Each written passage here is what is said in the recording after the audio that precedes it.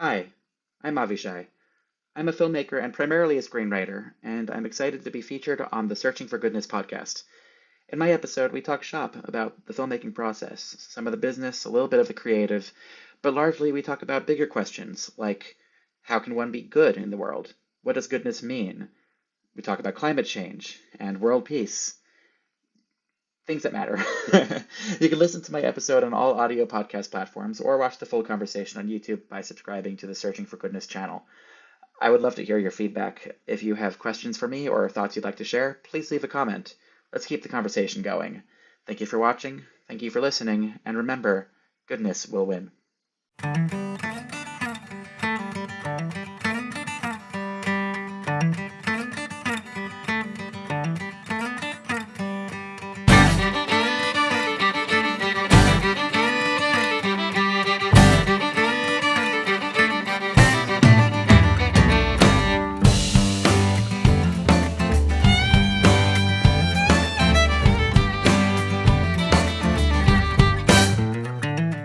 Born under a good sign, keep you smiling all your day. Only living the good life, no troubles in your way. Sun, keep on shining on everything that you hold dear. My friend got me this, and I want to thank Ooh. Sarah. It says, "Ask me about my podcast." Oh, that's fun. Really cool. She got me during holidays, and she got me this. If you dream it, you can do it. It Oh, says, that's cute. I really like.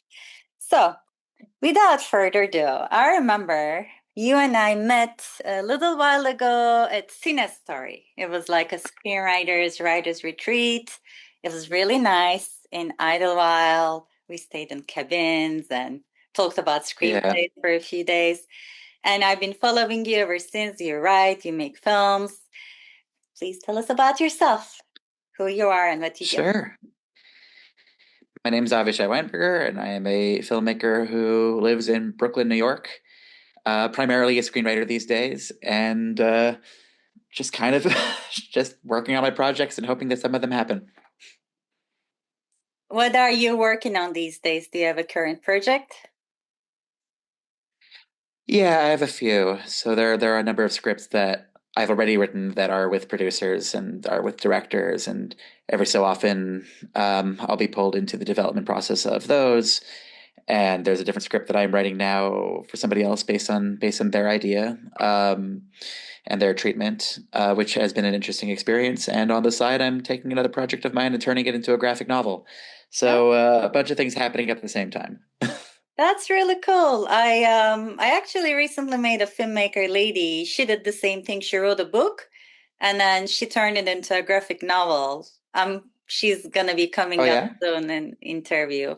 And I loved it. I read the book, I'll then have the to watch second book that. was a comic book. Yeah, it was really nice, really well done. I hope yours is Yeah. gonna be good too. I love comic books ever since. I mean, graphic novel, comic book is pretty much the same thing, right? They're like, Yeah, I mean it's the medium, right? It's really just on its own. It's such a good medium. The actual marriage of narrative in text, but also visually, and it's different from movies in that it's moments frozen in time. So the arrangement of the images can itself tell a story, and I'm learning a lot from this process. It's been really gratifying, and I'll have to watch your friend's episode because I'm still learning. okay, I'll definitely let you know when it comes. Her name is Deborah Pratt, and it's about this a female warrior. Has a little bit of a vibes of like a Dune and Star Wars, but it's different. It's more like a Uh, yeah, but love a there's good a little sword bit and of sandals that. fantasy. Yeah, yeah, yeah. It's like a sci-fi fantasy. And I have my own that I want to do someday. It's Queen Bee, which I wrote all the way back in South Carolina, Greenville, when I was over there. I wrote this female hero character. I know there has been other Queen Bees before, but mine is a little different. She's like a revolutionary character. Maybe the closest thing I can think of would be Jennifer Lawrence character in the Hunger Games. Maybe a little similar to that, but still different. Anyway, we're here to talk about you Cool. and what you do. Do you want to tell any of your stories or screenplays? What are they about? What's their genre? Sure, I'll say as much as I think I'm allowed to say because some of these are, they are with producers and directors and haven't been, announced yet. But I can talk about them to a bit. So I mostly write science fiction and horror features. And the project that is the most. So just to back up for a second, none of my projects have been produced yet. Mm-hmm. I've directed some shorts on my own, which have been very gratifying and played the festival circuit. But none of my features have been produced yet. We're working on that. There's a project we've been working on for 6 years now. Oh my God, that's finally looks like it might be on the verge of happening. Which is a science fiction story, and kind of a drama with a science fiction setup. Um, and it's fascinating because it's been through so many different hands. Different directors have been attached to it at different points. Different producers have been attached at different points. For the very first time, I got to experience what it was like to get rewritten by somebody else, which is surreal in its own way. Um, so yeah, so most of these projects are science fiction or horror or science fiction and horror, and the graphic novel is a giant monster story, and I have a project that takes place in space, and so it's they're kind of across that spectrum. Very cool. And as you know, our project is called Searching for Goodness, and I need to ask you about that. What's your thoughts? How can we find goodness? How can we spread goodness? And what do you believe goodness is? And how can we, as people and artists, contribute to it? It's a good question, and it's a big question, and it's an important question that I think it's maybe felt harder to find good answers these days because there's so much cruelty and so much pain and also just so much horrible complexity sometimes and things that people will debate the concepts behind these things as opposed to just talking about the outcomes because the outcomes are horrendous. And I think the last time we talked about this, the answer that I tried to kind of formulate is I think it's important for people to realize good isn't a thing you are, it's a thing you do. Because if good is just a thing you are, then everybody can be convinced that they're good and that they're right. And I think that maybe works against, making, putting more goodness into the world.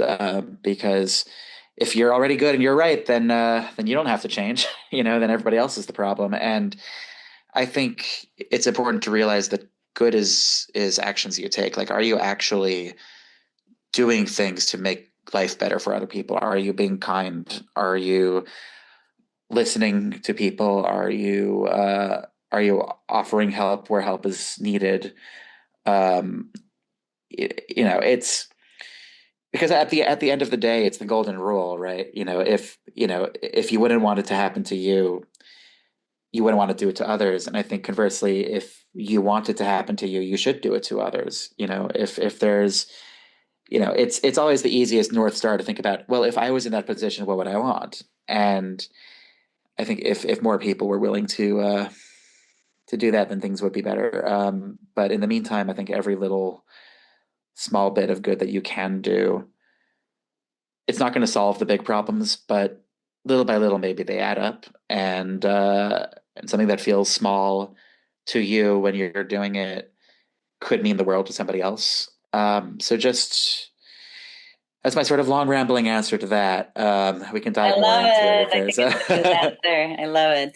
I mean, we all need kindness, goodness has to do a lot with kindness, being kind. And it's not always easy because people get on our nerves. Sometimes even we're good people. It's easy to get upset to our friends or family. We just really gotta work on our temper. I'm still working on it Yeah. myself. So. I was at a conference, a Jewish learning conference this weekend, run by the Hadar Institute, and a lot of interesting lectures by smart people. And there was one that I thought was really interesting that was about um, how should we treat our enemies? You know, because in an ideal world you have no enemies, but realistically, whether you want them or not, you might. And then the question is, Right. how do you interface with somebody? And the sort of big kind of scary question is, are you allowed to hate them? And ironically, the first thing that he brought up was was a Jesus quote, which I thought was very funny Or because it any was a other Jewish take? conference. Well, talking about there's a quote in one of the Gospels, and this is an area that I'm obviously not very versed in. You see where my kippah, but there's some gospel where Jesus says something like, "You have been taught, to love your friend and hate your enemy, and I tell you, love your friend and love your enemy." And so we had started saying, well, what would he be pointing to say you have been taught to hate your enemy, and trying to figure out what the source of that was, realizing there isn't really a lot of that in the Old Testament. But then it does open the question of, how are we supposed to think? How are we supposed to react to our enemy? How are we supposed to interface with them? And the lecture centered around this one particular rabbi from like the 1600s, the Maharal, um, who made some interesting points about, if you have an enemy, then that person is your opposite, right? Because in order to be your enemy, they have to be contra to you in something that relates to you, as opposed to some random tangential thing. And if someone's your opposite, then you should consider them almost as part of the whole, because everything has an opposite, everything has two sides, everything has, you know, in Newtonian physics, an object at rest stays in rest, but if something bumps into it, then both things kind of push aside, and that's the only way that things can move. And so part of the equation he was arguing is, if there is, something that you have to hate in the world, like an enemy or something, it's better to kind of consider it as, this seems to be the reaction to something. This seems to be the other side of something. Let's fully consider it, and whether we agree with it or not, consider it as part of a larger whole, and then try to use that as a north star. Whereas instead of trying to see it as something to hate, see it as a way to kind of guide yourself to figure out, how can one be the opposite of that? How can one actually be the appropriate response, instead of just trying to stamp it out? Because you'll never get rid of the shadow, but maybe you could be a better light, I think, is kind of where the center of it all was. And it was a conversation piece, and there was a lot of discussion and a lot of back and forth, and no very strong specific answer, but it did have me thinking, and that in particular, I think, might be useful to keep in mind. Yeah, and what do you think about, I think when kids are kids, we're also brainwashed in some ways, all of us in some ways. Like some kids are told, for instance, you're a certain race, you have to be with only your kind, and you gotta hate all the other kind. Or religion, race, it could be anything. Like people are taught to hate from a young age. If we weren't taught that way, which I wasn't really, I was a Benetton kid. The Benetton and all the colors, United Colors. Like I grew up with a lot of that. And the school I went to, we had Jewish, Christian, Muslim, we were all together. So of course I had a little bit anti-Semitism in my life too. I can't say I never had. Here and everywhere it happened to me, or being Turkish, even though they don't know anything about where I'm from, like people have been discriminative and judgmental towards me. So what do you think about that? Like, don't you think it should start from childhood, like with the more children learn to be like more like a brotherhood, sisterhood, no matter what your religion or race is, then they're not going to be grow up to be hateful humans. That's my. Yeah, well, I think that's right, and I think I have something to add to that, because it's true. It's very true that we, particularly as children, you're trying to create a sense of a world that's much larger than anything you'll ever be able to see in your lifetime, and trying to figure out how to navigate it. And it can be easy to kind of grow up in ignorance, and easy to sort of resort to us versus them. I mean, the human brain developed to live in a tribe, right? Like humans used to live in small groups. And so it was easy to develop a brain of these are my people. Anybody else, I don't have to consider them. And so it is important for parents and for teachers to do their best to, fight that. But also part of it is a matter of perspective and how do you gain perspective? Like bigotry is aided by ignorance, right? If you never meet a person of a particular group, then it will never be personal to you. It'll just be some abstract concept. If you've never met a Jewish person, you've never met a Muslim person, you've never met a transgender person, like et cetera, et cetera, it's easy to kind of have an image in your head that can be based on what you've been told or, but then you meet somebody and suddenly it's, well, this is a human being. This is a person. This is maybe this is a friend. And there was a book I was reading that made a really interesting point. If you want to see the world in 3D, right, you need two eyes, right? Each one's a little bit separate than the other. They have a slightly different perspective. And together, the two images that each eye gets creates a 3D image. And that adds depth, literally, to our perspective of the world. And we might want to think about that in terms of how we look at the world at large, because each of us only has our own perspective. You can never actually be in somebody else's perspective. Just by definition, I've never been inside of your brain looking out of your eyes. The technology does not exist for me to do that. But if we can try to imagine it, try to internalize it, try to picture what it's like to be somebody with a different perspective, then that plus your own perspective creates more parallax, creates more depth to your world, right? And it's very comfortable to not do that. It's very comfortable to stay in our own perspective and to just see the world from this one particular way, and then your world is shallow and comfortable. And if you can try to kind of add more perspectives to your own, even though you'll know it'll never be fully truly somebody else's perspective, it'll just be your approximation of somebody else's perspective. That can make the world deeper for you and hopefully aid with empathy, right? It'll help you see more people as people. Empathy is so important. So important. Yeah. I mean, I think a lot of people lack that. And the more we can understand and relate to each other's pain or happiness, whatever it is, the more we can create like peace, I feel like. People, I think, also confuse empathy and sympathy, because sympathy is just, oh, someone over there is going through something and I feel for them. I like I'm on their side, right? Whereas empathy is just even if you don't agree, just trying to imagine what it's like to be them, you know? And that's so hard for some people. And I don't blame them. It's hard, but it's very worthwhile, because if you can empathize with somebody who is not easy to sympathize with, then that makes one step closer to a larger kind of cooperation as humans.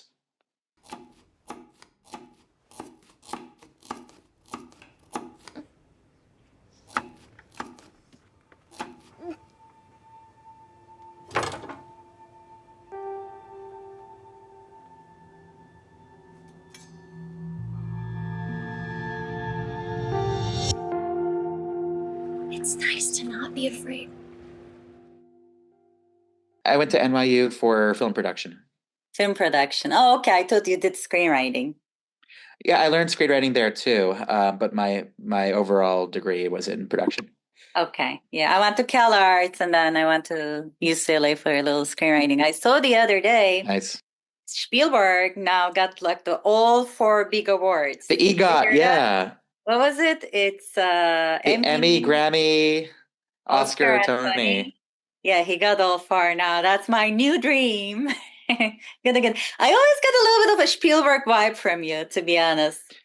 Do you like his work? And do you see him as an idol? I kind of do when I was growing up. I mean, he's the master. I feel like he makes it look easy. I would hope to be even 1/20th of of what he is. Okay, new young coming.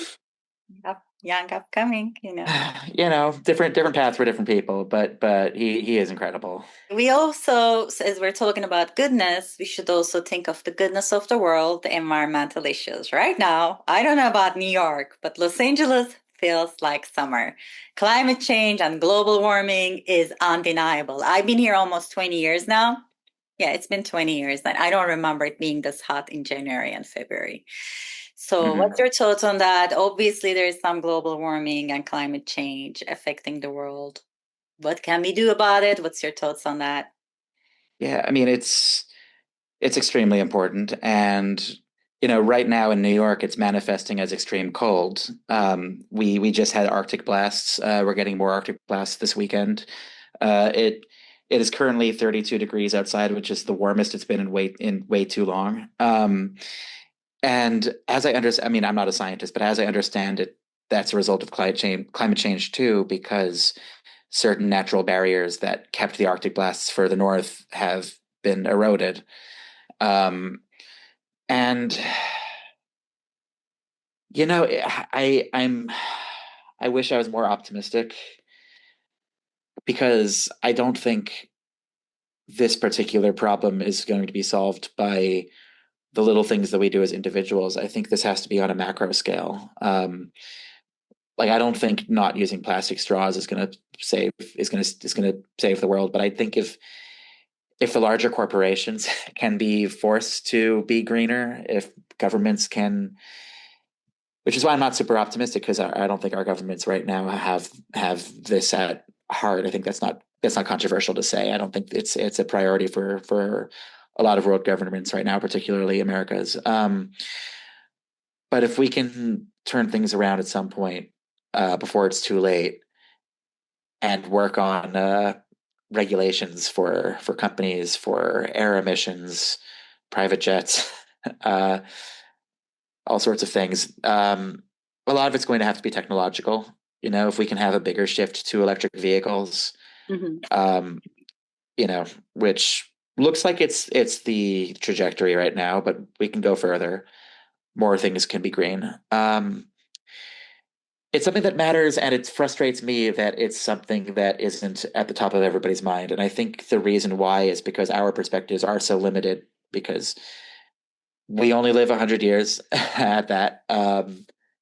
And time feels slow to us, and we don't notice the big swings in climate, Mhm. because our time frame is too small. If we could see the world over the course of thousands of years, we would notice it and it would look drastic. But we're just, we're so used to where we can't see the forest for the trees. And so I hope that some smart people can turn it around. I'm not holding my breath that it'll happen anytime too soon, but hopefully before it's too late. And it's going to have to be a group effort from the top down. Yes. Or bottom to top. Either way. I mean, I do agree with you. Definitely the politics is important. Governments like getting out of the Paris climate agreement wasn't a great idea. Or any little thing, every little law, every little loot that contributes to environment, I'm gonna keep going for those people. I'm gonna keep voting them, supporting them, and not the others because environment is the air we breathe. It's everything. And but I also think small efforts also matter. I mean, maybe not a plastic straw, but little by little it adds up. Every little plastic bag, every little environmental product we choose over not. I mean, we can at least try to do, like, I do recycling. I care to do recycling. Unfortunately, I'm not a vegan or vegetarian, although full respect to them. But everybody can do what they can to contribute. I think is better than just expecting for them to change, and we can keep speak up again about that. There's that. Yeah, I will say, I mean, don't get me wrong, like there's a lot that we can do as individuals, and I think it does matter in its small way. I think the thing that gives me pause is that there's a history of governments and corporations kind of shifting the onus from them to us, Mm-hmm. um, kind of saying it's ultimately going to come down to us as individuals recycling our soda cans and not using plastic bags. And that's not wrong per se. Like it is better to not use plastic straws, not use plastic bags.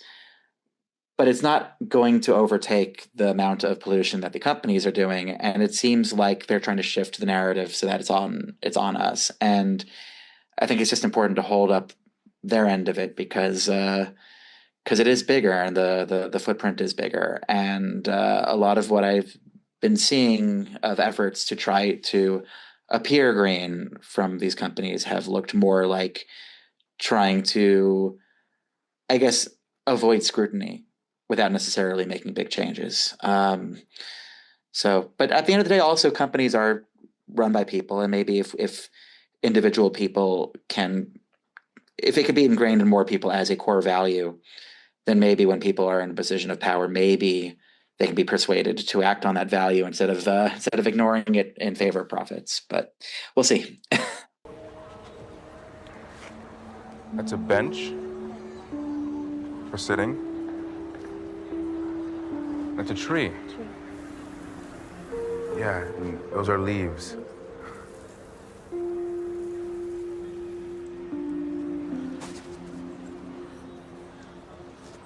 I'm your boyfriend.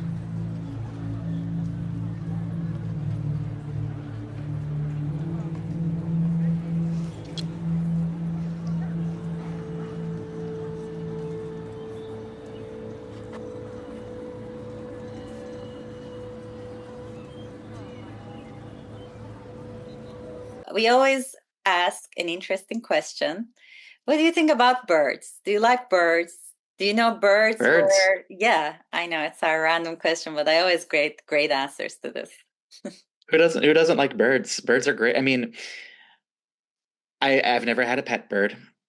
Um, most of the birds I usually see on a regular basis are the pigeons in New York. But who doesn't love birds? Birds are incredible. I don't know how they vocalize the way they do. Whenever I see one that can imitate an existing sound, some of these birds can live as long as humans, which is incredible. Um, I mean, when I was a kid, I was obsessed with dinosaurs, and those are birds.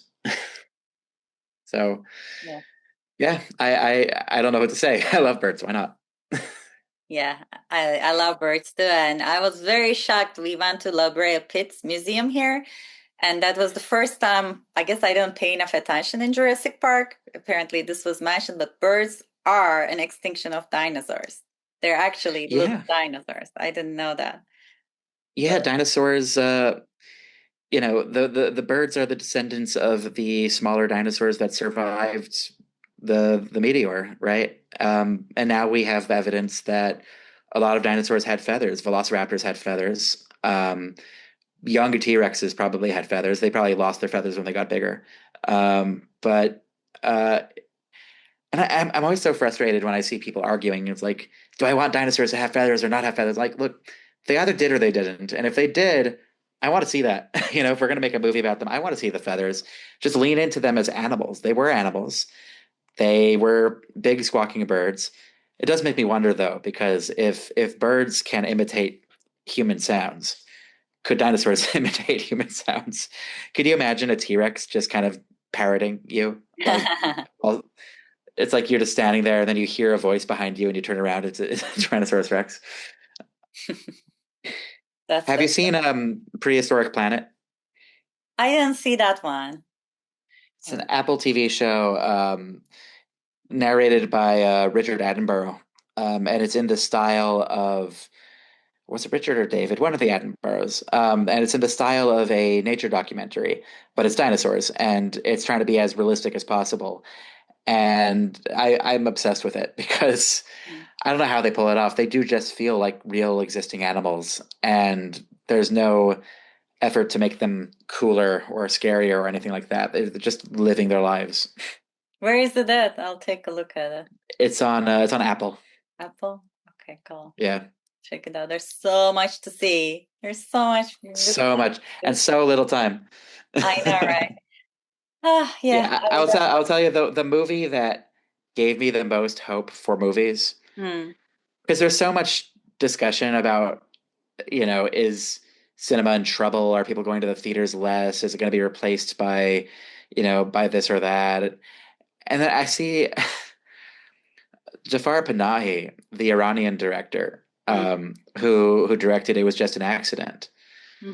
and I see like he's risking imprisonment and he's risking, he's effectively risking his life because he feels the need to make these movies. And I'm like, it's such a human thing. Humans have to make movies. I think we're going to be okay. Yeah, I can't think the world without movies. Like we all need a little bit, like I need to get away from this life. I need to go somewhere else. Books too. Movies, books, video games. We all need an outlet. And we need to express ourselves. Definitely. And would you consider yourself more of a scientific person or a spiritual person? And how do they coexist for you? It's a question I ask myself all the time because on one hand, I am religious. I am an Orthodox Jew. See, I'm wearing the kippah. Yes. And I go to synagogue and I do all the and I follow the traditional rules that I grew up with. And also I feel like just intrinsically I feel more of a scientific person. Like just the way that I'm wired, it's when I look at the world, I'm more inclined to look at it in sort of a rationalist sense than in a spiritual sense. That's just me. That's just my instinct. And so it's always kind of interesting to balance the two of like, on one hand, I feel like I need numbers and data, and on the other hand, I worship a God I've never seen, and in terms of how to mesh them together, I just don't. I just live with the tension. I just let the two things be disconnected and challenging each other and have the discomfort of not knowing and and continue living with that because both sides of me matter to me. That the tradition matters to me, and the community matters to me, and the history matters to me, and the philosophy matters to me. And also, I am inclined to look at the world scientifically, and those two things might never make sense together, and I'm okay with that. Peace. What do you think about peace? How can we, if we're going to accomplish peace in the world? God, I desperately want it, especially for the past 2 years. With the war of Israel and Gaza has been weighing heavily on me, and it's I'm in therapy for it, and there are ways in which it's an extremely personal open wound, but like at the bottom of it all, I just want everyone to be okay, and it's really traumatically frustrating to just see that things are just not going that way and to feel powerless about it. But in a global sense, I look at it this way: humans are never going to agree.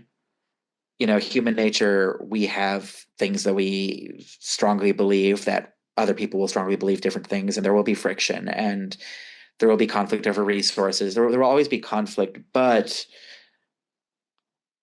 if we can try to extend understanding to the best of our abilities, try to extend listening, extend the olive branch, try to look, it's always something that frustrates me, particularly on the more conservative side of the political spectrum, is the sense of, oh, it'll never happen, so why bother? It's always going to be conflict, so let's just win. Or surely if we exercise enough force against them, then that will result in peace. And it's like, well, if you have power, it's easy to destroy. It's hard to build, Very well. And yeah. And I think and just because it's hard doesn't mean it isn't worth trying. And just because it's risky doesn't mean it isn't worth trying. And it's easy to pick a side instead of saying, well, all the sides are going to exist, so how can we build the bridges? And at the end of the day, we look at how so much of we look at competition, right? We look at so much of evolution as being driven by competition. We look at so much of progress and societally as being the result of competition. But there's something to be said for cooperation also.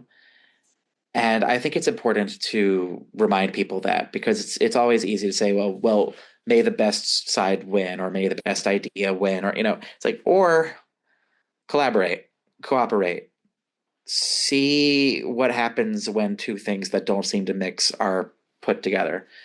Take people from different communities, put them in the same community, create phone lines between people who otherwise wouldn't talk.